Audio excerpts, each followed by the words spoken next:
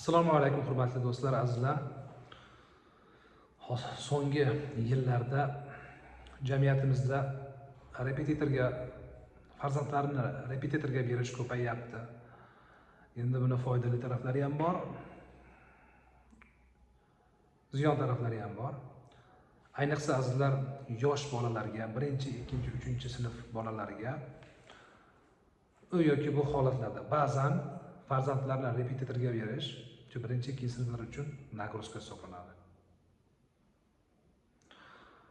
Azizlar, tarbiya bilan repetitorning farqi shuki, siz tarbiya berish chog'ida tarbiyani yoshda bersa bo'ladi. Yosh farzandga tarbiya bersa bo'ladi. 20 yashar farzandni tarbiyalash qiyin.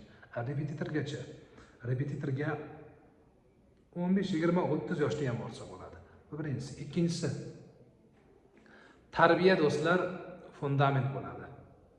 Repetitorstva fundament bo'la olmaydi. Men bu bilan repetitorlar yomon yoki repetitorga borish yomon demoqchi emasman. Faqat tarbiya bilan shu repetitorga borishning farqini aytyapman. Tarbiya yaxshi berilsa, bu yoshlikda olingan 5 yashargacha, 10 yashargacha, 15 yashargacha olingan tarbiya umrning oxirigacha juda ko'p holatlarda insonga asqotadi. Azizlar, bir psixolog bor, Lapkovskiy degan, o'sha bitta gapi bor. G'amxo'rlik bilan tarbiyaning farqi bor. Siz farzandingizga turli xil qimmatbaho narsalarni olib bersangiz, bu g'amxo'rlikdir, bu tarbiya emas. Tarbiya boshqa narsa. Keyin siz farzandga samootsenkani o'rgatmasdan turib repetitorga bersangiz 50% yoki 80% shu farzandning samaradorligi tushib ketadi.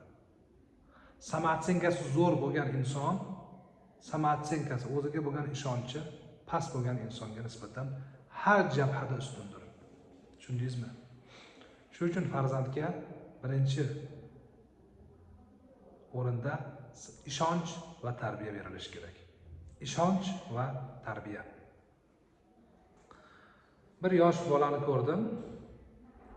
Maktabga boradi, maktabdan keyin repetitorga boradi, repetitordan keyin yana bitta to'garakka boradi. Farzand o'zi kasal bo'lish arafasida. Farzand trevojniy bo'lib qolgan. Trevojniy endi xavotir, sal vahimaga tushib qolgan. Ko'rdingizmi?